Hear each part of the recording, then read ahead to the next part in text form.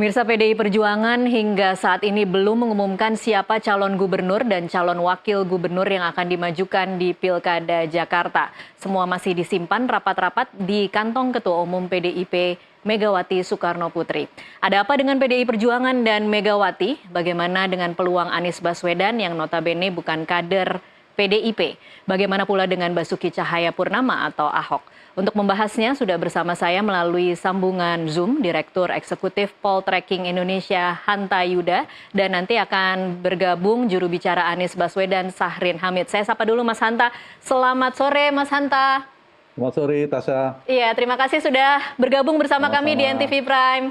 Iya, Mas Hanta, sebelum kita mulai perbincangan, kita akan sama-sama simak pernyataan Megawati yang dikeluarkan sore tadi.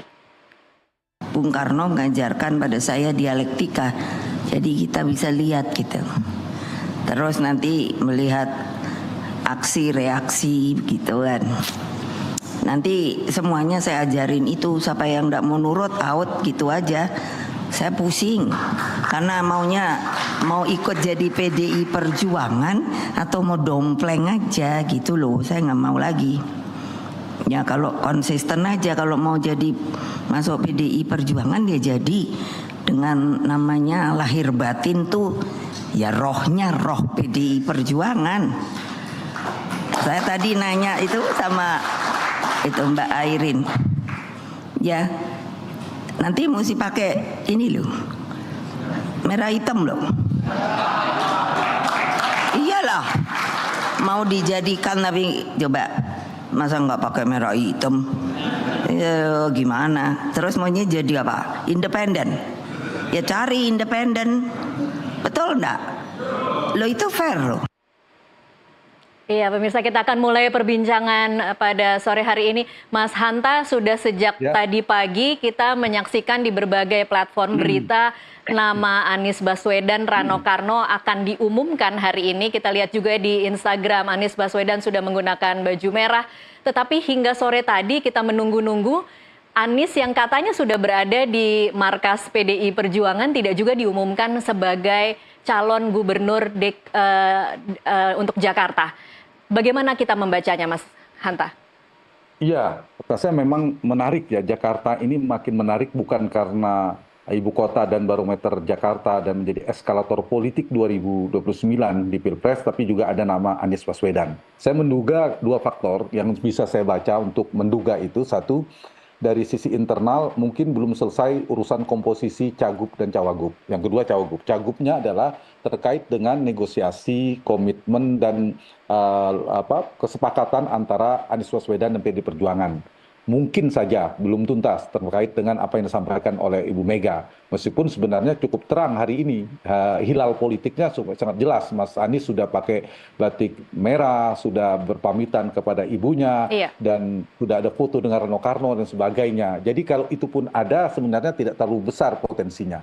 Yang kedua, bisa jadi komposisi cawagupnya, di mana Rano belum final, ada kemungkinan nama-nama lainnya misalnya dan sebagainya. Jadi kalau nomor satu itu ada nama lain, bisa Pak Anies, Pak Ahok, atau Pak Pram dan sebagainya. Yang nomor dua soal cawagupnya. Nah, yang eksternal juga menarik, bisa jadi ini bagian strategi dari untuk menyerempakkan pengumumannya itu ke publik bersama dengan Jawa Barat dan Jawa Timur, yang juga nilai strategisnya sangat tinggi karena sama-sama sangat strategis, lumbung suara terbesar dan lain sebagainya. Nah, yang menarik yang ketiga, ada faktor eksternal yang lain. Saya hanya bisa mengatakannya faktor X yang membuat PDI Perjuangan batal mengumumkan Anies Baswedan, karena variabel Anies Baswedan ini kan saya kira banyak lobi-lobi politik yang bisa dilakukan dari berbagai macam kekuatan politik melalui konsolidasi Kim Plus yang membuat hampir Anies tidak bisa maju, kemudian dengan adanya putusan MK bisa melalui PDI Perjuangan punya potensi satu-satunya, tapi itu pun belum tentu PDI Perjuangan akan mengusung kalau kemudian lobby politik. Saya tidak menggunakan intervensi istilah tekanan politik, tapi kalau ada lobby politik dari faktor eksternal yang membuat PDI Perjuangan terpaksa atau tak berdaya akhirnya tidak mendukung Anies Baswedan. Itu paling tidak 3-4 faktor itu yang saya baca. Tasya. Oke, baik Mas Hanta, kemudian setelah Bu Mega selesai berpidato, tadi muncul di beberapa platform juga nama Pramono Anung Rano Karno. Nah, di sini kemudian jadi timbul pertanyaan, apakah masih penting bagi PDI Perjuangan yang hari ini mungkin bisa dilihat sebagai simbol perlawanan terhadap oligarki Kim Plus untuk menakar elektabilitas masing-masing nama calon, atau siapapun yang diusung nanti kemudian akan mudah saja untuk bersanding dengan RK gitu misalnya? Menjadi turun nilai strategisnya karena beda dengan Anies. Kalau kemudian PD Perjuangan berkoalisi, bersinergi atau berkolaborasi dengan Anies, itu satu, kekuatan oposisi terkonsolidasi. Jadi dua kekuatan besar. Kita tahu PD Perjuangan, Tasya, adalah partai yang secara resmi kekuatan politik yang terang adalah kekuatan oposisi memilih di jalur itu. Dan Anies Baswedan adalah figur hari ini yang merepresentasikan kekuatan oposisi. Jika dua kekuatan ini bersatu, maka dia akan menjadi kekuatan yang sangat kuat berhadapan untuk mengimbangi kekuatan Kim Plus yang terkonsolidasi bagian dari kekuasaan. Di belakangnya ada Pak Jokowi, ada Pak Prabowo, dan lain sebagainya. Nah, itu yang membuat bedanya dengan itu. Yang kedua, saya kira juga harus kita baca dari sisi kalau Anies bergabung bersama dengan dengan Ibu Mega dengan PD Perjuangan, itu akan menjadi kekuatan yang kuat, akan menjadi lawan tanding Ridwan Kamil, bukan hanya kuat tapi sangat kuat bahkan. Karena yang saya katakan tadi terkonsolidasi. Pertanyaan Tasya apakah akan sama? Ya bisa jadi akan kompetitif, tapi tidak sekeras, sekompetitif, seberat ketika Anies berkolaborasi dengan PD Perjuangan. Karena terkonsolidasinya kekuatan. Karena dalam politik itu kan begini, lawannya musuh kita adalah kawan politik kita. Nah, kira-kira mereka dipertemukan karena punya lawan politik yang sama, tanda petik kompetitor yang sama. Siapa di seberangnya? Ada Pak Jokowi, ada Pak Prabowo, ada Kim Plus. Nah, kalau itu beda nama, mungkin keluar nama lain, maka ya tidak terkonsolidasi kekuatan oposisi itu. Itu saja bedanya. Baik, Mas Hanta, kuat memang kuat, tetapi kan bukankah tidak mudah untuk menyatukan, karena kita tahu pemilih PDI Perjuangan bukan pemilih Anies Baswedan.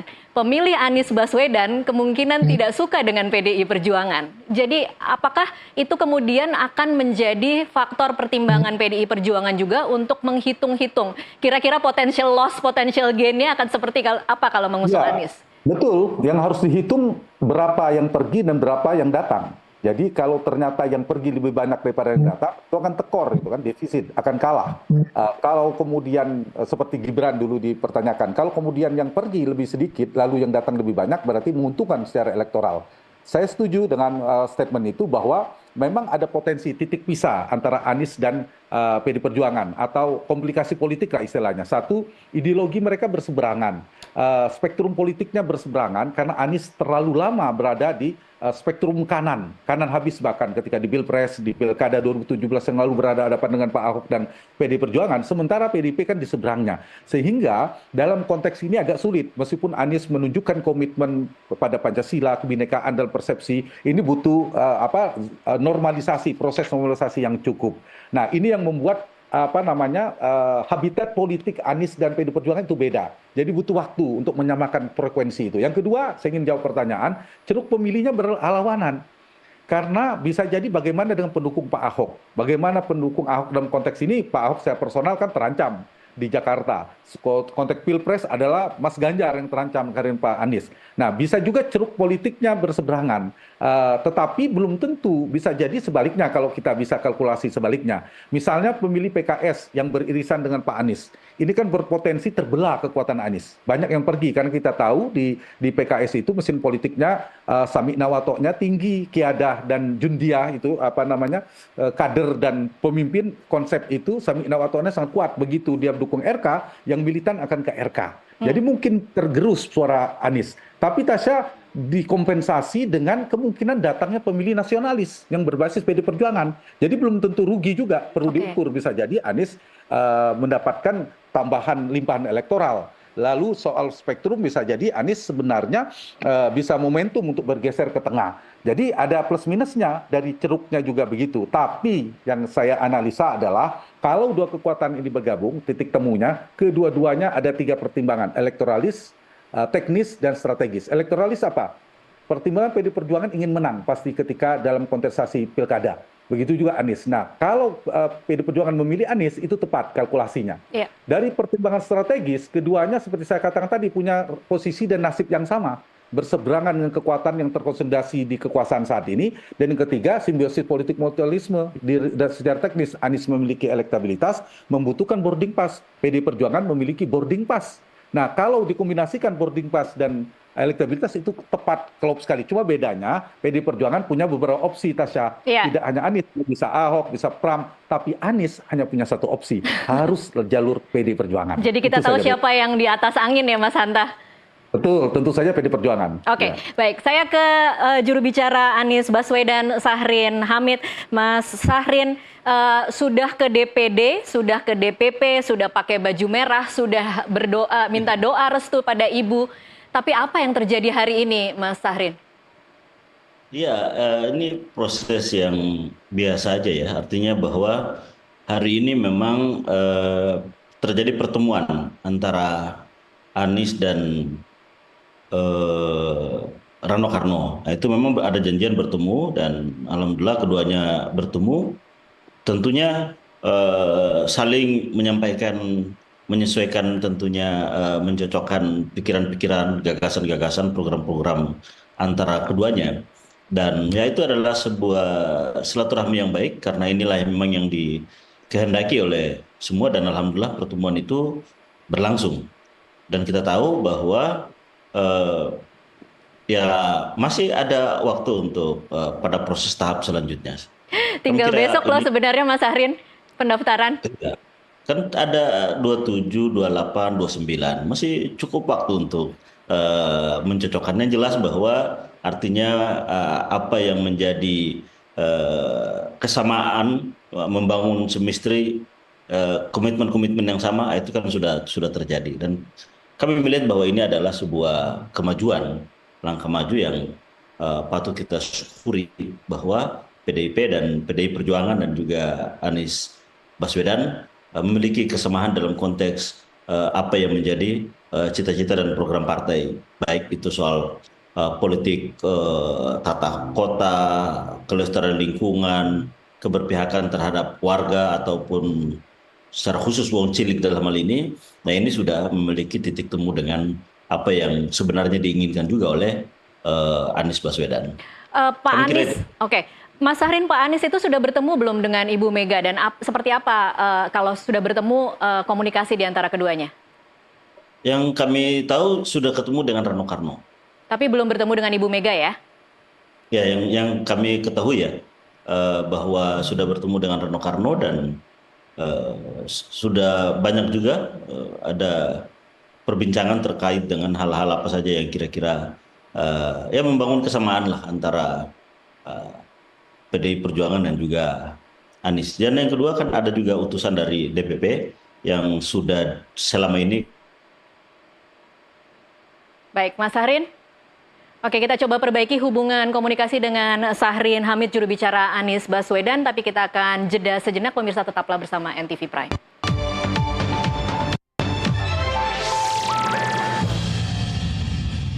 Iya, pemirsa terima kasih Anda masih menyaksikan NTV Prime. Kita masih bersama dengan juru bicara Anies Baswedan, Syahrin Hamid, dan juga Direktur Eksekutif Poltreking Indonesia, Hanta Yuda. Saya kembali lagi ke Mas Syahrin, tadi sempat terputus. Mas Syahrin, Ya. saya ingin mengutip sedikit pernyataan Megawati pada saat pengumuman calon kepala daerah di Kamis 22 Agustus. Ada kata-kata ngapain aku disuruh dukung Pak Anies. Dia bener nih mau sama PDI Perjuangan. Kalau mau dengan PDIP jangan kayak gitu dong. Mau nurut atau enggak? Enak amat kita sekarang dicari dukungannya. Bingung saya, dulu kamu kemana ya? Kemarin sore ya, jangan gitu. Nah, komentar-komentar seperti ini kemudian ditangkap oleh publik sepertinya memang belum dapat restu dari Ibu Mega. Komentar Anda, Mas Syahrin? Ya, kita kalau mengambil tafsir-tafsir yang sangat psikologis mungkin agak sulit. Mungkin kita harus melihat apa sebenarnya yang dimaksud oleh Bu Mega. Bu Mega dalam kapasitas sebagai Ketua Umum PDI Perjuangan. Kita tahu bahwa sebagai sebuah partai tentunya memiliki cita-cita perjuangan, memiliki program-program politik, memiliki haluan partai yang harus dibangun Dan tentunya program-program tersebut, visi misi partai eh, itu akan lebih cepat terwujud ketika memegang peran-peran eksekutif. Dan garis partai politik ini kan patut dipertanyakan oleh kepada calon. Apakah calon ini nanti mampu mengemban cita-cita partai, program partai, platform politik, ekonomi, sosial, budaya, dan lain-lain. Nah ini kami melihat bahwa ini wajar ketika partai mempertanyakan kepada calon. Dan kita tahu bahwa Anies Baswedan dia telah memiliki juga rekam jejak sebagai gubernur pada saat 2017-2022 kemarin. Nah ini kan bisa dilihat bahwa bagaimana tata ruang yang dimaksud, kelestarian lingkungan, program-program untuk warga, dan di era Anies relatif justru lebih konkret. Misalnya saja contoh PBB yang dibawa 2 miliar misalnya itu dinolkan untuk pembayarannya. Apalagi ada untuk pelajar disebut dengan KJP Plus yang Baik. bisa juga dicairkan, macam-macam. Baik. Kami melihat bahwa dan Anies telah menyatakan komitmen yang terkait dengan ini semua tentunya segaris lah, menjaga Oke. bangsa, Baik. kurang lebih seperti itu. Jadi kami melihat bahwa apa yang disampaikan oleh Bu Mega itu adalah apakah catatan-catatan ini bisa mampu nggak dilaksanakan oleh seorang Anies ketika nanti menjadi calon gubernur dari PDI Perjuangan. Dan kami melihat bahwa Anies menyatakan bahwa ya itu adalah bagian dari komitmen yang memang sudah Mas Ahrin, di hari ini sudah 1 hari jelang pembukaan pendaftaran 27 Agustus. Pak Anies khawatir tidak dapat tiket untuk berlayar? Sebenarnya tidak ada ya kekhawatiran. Kami selalu rileks. Tadi setelah itu kita juga, walaupun kita tahu bahwa memang di luar begitu luar biasa spekulasi yang muncul, berkembang segala macam. Kami melihat bahwa toh kita tidak menyangka bahwa saat ini pintu itu terbuka. Ketika hari Senin 12 partai menyatakan mendukung satu calon, kan sudah tidak ada lagi ruang. Partai Demokrasi Indonesia Perjuangan ini kan memang betul merencanakan untuk mendaftarkan, tapi kan dengan skema waktu itu pada hari Senin. Iya, sudah berkali-kali berada di ujung tanduk sebenarnya ya, Mas Ari. Ya, dan sudah merencanakan, sudah ada pertemuan untuk merencanakan mendaftarkan ke KPU dan ingin menunjukkan kepada rakyat bahwa kita daftar di KPU, ada kemauan politik untuk daftar, tapi memang semua partai sudah di sana, sehingga tidak cukup kursi dengan 15 kursi yang dimiliki oleh PDI Perjuangan. Tapi ternyata pada hari Selasa kan terbuka. Pada jam 10 pagi kita mendapatkan informasi bahwa ada harapan untuk bisa mendaftarkan. Sehingga ya ada kelegaan baru. Bahwa kalau harus masuk PDI seperti apa posisi Anies, Pak Sari? Bagaimana Pak? Kalau memang persyaratannya harus masuk menjadi kader PDI Perjuangan, Pak Anies sudah siap? Kalau kita lihat perkembangan selama ini dan catatan-catatan yang diberikan kepada Anies, semua berbicara tentang bagaimana program-program tentang warga, bagaimana menjamin pengangkatan pejabat-pejabat itu secara meritokratif, bagaimana menjaga tata lingkungan, tata kota. Ini semua yang menjadi catatan. Tidak ada berbicara soal-soal hal-hal yang seperti itu selama ini ya. Oke, baik. Saya ke Mas Hanta lagi, Mas Hanta. Untuk sisi PDI, dari sisi PDI Perjuangan, kira-kira kalau memang agak sulit untuk menentukan siapa yang akan dimajukan di Jakarta, variabel-variabel apa yang kemudian harus jadi pegangan PDI Perjuangan untuk bisa menentukan siapa yang dimajukan besok? Pasti karena ini komposisi elektoral, variabel pertama adalah variabel elektoral. Karena PDI Perjuangan memegang boarding pass. Maka yang dicari ada figur memiliki elektabilitas. Meskipun secara normatif para politisi PDI Perjuangan atau sebagian mengatakan yang penting ada ideologi. Mau sehebat apapun ideologinya, mau sehebat apapun konsepnya, kalau kemudian tidak bisa bertarung dan menang, sia-sia, tidak mungkin. Jadi kalau mau jujur, semua partai mempertimbangkan variabel itu, potensi kemenangan. Nah karena itulah sebabnya masuk nama Anies Baswedan, karena faktor variabel ini. Yang kedua, barulah variabel terkait akseptabilitas. Setelah boarding pass, setelah elektabilitas adalah akseptabilitas. Akseptabilitas siapa? Akseptabilitas kepada veto player. figur sentral di PD Perjuangan yang memegang hak vetonya, yaitu Ibu Megawati Soekarno Putri. Siapa yang memberi akseptabilitas paling tinggi? Cuma statement yang tadi menjadi prolog Nusantara TV, seperti tadi yang diulang oleh Tasya, itu menjadi variabel kalimat dari Ibu Mega itu. Nah, apa boleh tidak diterjemahkan bahwa belum mendapat restu dari Megawati? Mungkin belum dapat restu menurut saya, mungkin belum tuntas ya, karena kita tahu karakter Ibu Mega dengan Mas Anies ada persamaan yang sulit disamakan justru. Apa itu? Karena Ibu Mega kan tahu kalau ingin diusung oleh PD Perjuangan harus tunduk pada aturan, nurut jadi petugas partai, wakil ditentukan oleh Ibu Ketua Umum.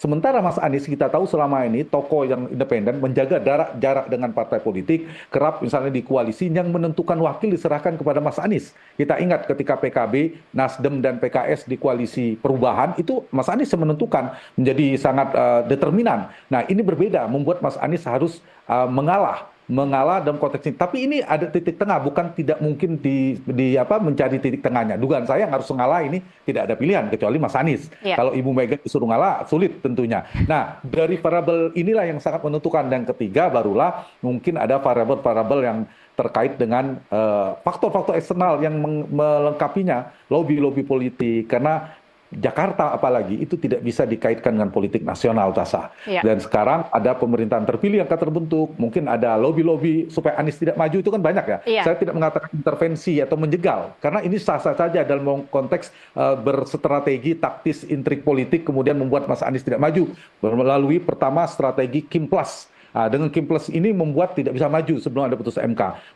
Sekarang keluar jalurnya, yaitu opsi PD Perjuangan. Tapi mungkin saja ada upaya melalui PD Perjuangan agar Anies tidak maju, bisa jadi 1-2 hari ini sedang bekerja aktor-aktor politik itu, dan itu sah-sah saja. Nah, dalam konteks ini asalkan sesuai dengan koridor demokrasi dan konstitusi. Nah, karena itu dalam beberapa hari ini menurut saya ini sangat menentukan bagi Ridwan Kamil, bagi Anies Baswedan, karena ini sangat strategis, sangat menentukan Jakarta ini eskalator politik Anies Baswedan untuk 2024. Dan 2024 ini ada Ganjar Pranowo, kompetitor juga. Jadi begitu Anies masuk di PD Perjuangan, Ganjar lah yang harus menyingkir sedikit, perannya berkurang. Kalau di DKI Pak Ahok dan seterusnya. Jadi setiap peristiwa politik, setiap keputusan politik pasti ada yang diuntungkan, pasti ada yang dirugikan. Dan saya kira terakhir saya melihat dari sisi Kim Plus dan Ridwan Kamil, kalau kemudian dua kekuatan ini bersatu, relatif lebih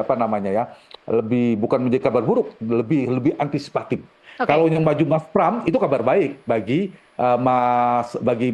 Kang Ridwan Kamil. Tapi kalau Anies yang maju, ya ini sangat kuat sekali. Terutama di Pilpres. Kalau melihat Pak Prabowo, lihat Pilpresnya. Kalau lihat dari sisi Anies hari ini, Mas Hanta, apa yang bisa ditawarkan Anies agar kemudian memang benar-benar dapat tiket? Yang paling ekstrim, Mas Anies masuk PD Perjuangan. Itu paling ekstrim. Tapi kalau melihat karakter Anies Baswedan, kira-kira akan mau tidak masuk dalam PDI Perjuangan? Bukan tidak mungkin, tapi saya melihat belum ada tendensi ke sana. Kecuali mungkin sudah sangat jalan buntu, kuldesak bagi Mas Anies, bisa jadi untuk ditempuh itu daripada tidak ada sama sekali. Ada sama sekali. Tapi menurut saya Mas Anies akan tetap bertahan, bukan soal masuk atau tidak, tapi komitmen. Misalnya komitmen tentang nilai-nilai yang diperjuangkan oleh PD Perjuangan, bisa jadi titik temunya di situ. Menurut saya bukan tidak direstui ya, signal-signal politiknya cukup lumayan, meskipun dengan gaya komunikasi Ibu Mega, tapi polisi PD Perjuangan, DPD PD Perjuangan itu sudah mengeluarkan beberapa statement kemungkinan dengan Aniesnya cukup besar. Yang di sini saya kira peluang itu masih ada, karena itu ketika tadi bergulir sangat kencang berpasangan dengan Rano, tapi melemah lagi muncul nama Pramono Anung. Nah ini berkelindan lah, multifaktor. Ada variabel yang sedang bekerja, variabel internal PD Perjuangan sendiri, variabel Anies Baswedan lobbynya dengan PD Perjuangan, dan variabel eksternal atau faktor X yang saya sebutkan. Mas Hanta, saya ingin bicara sedikit soal peluang Ahok. Kalau memangnya kalau kita tadi mendengar pidato Megawati, ada beberapa semacam gurauan atau mungkin juga pujian kepada Ahok yang kemudian dirasa sepertinya Ibu Mega lebih banyak condong kepada Ahok. Nah, peluang Ahok itu kalau kemudian PDIP memutuskan untuk meninggalkan Anies Baswedan seperti apa, Mas Hanta? Ya, saya kembali pada analisa elektabilitas dan akseptabilitas. Pak Ahok dari akseptabilitas saya yakin dan kita bersepakat akseptabilitasnya ke PD Perjuangan dan Ibu Mega jauh lebih melampaui Anies Baswedan. Karena kader, karena sudah bersama Ibu Mega cukup lama, sementara Mas Anies kan terlalu lama berada di spektrum berseberangan dengan PD Perjuangan, berhadapan-hadapan dengan PD Perjuangan termasuk di Pilkada Jakarta 2017 yang lalu, termasuk di Pilpres juga tidak bersama. Sementara Pak Ahok berada di sana. Tapi dari sisi elektabilitas, saya harus objektif mengatakan Pak Ahok relatif lebih kalah dari Anies Baswedan, lebih prospektif Anies Baswedan dari ceruk pemilihnya dan lain sebagainya. Nah, tetapi ini ada poinnya, mungkin dari Perjuangan kamu lihat, lawannya kan Ridwan Kamil. Ridwan Kamil ini bukan lemah, tapi bukan sangat kuat. Ya, dalam takaran sedang. Karena itu, mungkin kalau berhadapan dengan Anies, peluang Anies relatif lumayan besar bersama PD Perjuangan, tapi ada kompensasi, ada komplikasi, ada risiko yang tadi saya sampaikan, akseptabilitasnya dan sebagainya. Tapi kalau Pak Ahok, peluang menangnya tidak sebesar Pak Anies, karena mungkin bisa diserang dengan isu-isu seperti sebelumnya, kemudian captive marketnya misalnya sulit tumbuh untuk di berapa persen angka dan seterusnya. Tetapi kalau melihat lawannya Ridwan Kamil tidak sangat kuat, masih ada harapan bagi PD Perjuangan sepertinya mengeluarkan Ahok. Karena itu kartu Ahok juga belum mati menurut saya. Belum mati. Masih ada potensi.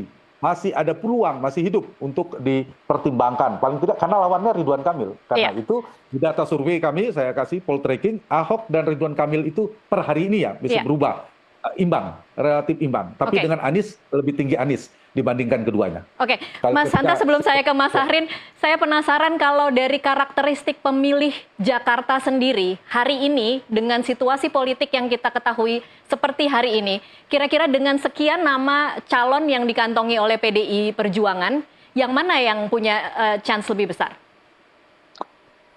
Ya, kalau kita melihat dari beberapa karakteristik pemilih Jakarta yang tinggi pemilih rasional dan pemilih sosiologisnya, jangan lupa. Jadi jangan disimpulkan bahwa mantan ibu kota ya, kota terbesar di Indonesia, pendidikan tinggi dan seterusnya, lalu rasional semua. Pemilih sosiologis juga tinggi. Seperti di 2017, kita ingat kan peristiwa 2017. Karena itu, kalau kita bicara peluang, kita sebelum memasukkan variabel tentang ketidakcocokan habitat, PKS keluar dan seterusnya, memang per hari ini Anies Baswedan, urutannya Anies Baswedan. Tetapi yang harus diukur, pemilih Anies tidak sekuat ketika bersama PKS. Karena PKS pasti sudah tergerus. Tapi dihitung juga PD Perjuangannya datang ke berapa. Yang kedua, Pak Ahok berdasarkan data. Yang ketiga adalah Pramono Anung. Data hari ini, karena itu kalau saya balik, dari sisi penantang Ridwan Kamil, mana yang paling menyenangkan Pak Ridwan Kamil dan Kim Plus? Tentu adalah, karena kan tidak ada tiga pasang membuat dua putaran kan, otomatis satu putaran. Kalau lawan Pramono Anung, itu kabar baik bagi Ridwan Kamil. Akan lebih mudah ya? Ahok, kabar sedang. Tapi kalau keluar Anies Baswedan, kabar agak berat ini, kurang baik. Nah, karena itu harus siap-siap. Dari sisi PD Perjuangan, sebaliknya, jadi harus dicari titik tengahnya. Di politik itu kan tidak semuanya harus didapatkan, ada yang harus dipertimbangkan. Tapi per data per hari ini itu. Tapi jangan lupa, Pilkada Jakarta masih berlangsung hampir 3 bulan. Dinamikanya masih banyak, masih mungkin berubah, dan jangan lupa Pak Anies itu berubah di Desember. Pilkadanya Februari 2017, tapi Desember 2016 baru Anies melesat di nomor 1 mulai naik. Sebelumnya di nomor 3, karena itu masih mungkin berubah. Itu kan data saya bilang per hari ini. Jadi masih mungkin berubah. Apapun, kabar baiknya Tasya terakhir adalah kompetisinya menarik ketimbang lawan kota kosong atau calon boneka amat sangat tidak menarik buat demokrasi, buat pemilih, dan buat kita semua. Iya. Baik, terakhir saya ke Mas Sahrin. Mas Sahrin, jadi siapa wakil gubernur yang diinginkan oleh Pak Anies untuk mendampingi kalau memang kemudian dapat tiket? Ya, jadi sesuai dengan pembicaraan bahwa tentunya PDI Perjuangan yang memiliki dalam hal ini. Pasrah ya Pak Anies, siapa saja wakilnya dia akan iya saja? Ya tentunya bahwa kalau itu sudah menjadi keputusan partai kan harus diikuti, Mbak. Nah, tentunya berbagai macam pertimbangan, termasuk pertimbangan elektoral dan segala macamnya itu, berbagai macam perspektif jalannya pemerintahan semua sudah disampaikan. Kalau dengan Rano Karno tadi sudah berbicara sudah oke ya? Udah ketemu dan memang memiliki kecocokan, dan kalau kita lihat memang dari sisi elektabilitas semua lembaga survei menyatakan bahwa itu sangat tinggi. Dan kami melihat bahwa ya dukungan rakyat juga sangat kuat.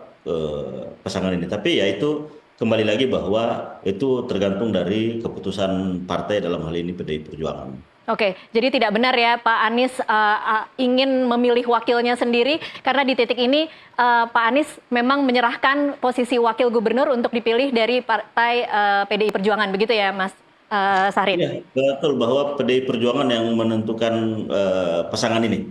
Oke, ada kemudian tadi sebelum meninggalkan DPP PDI Perjuangan, kira-kira kapan kemudian akan mendapatkan kabar kepastian akan diusung atau tidak?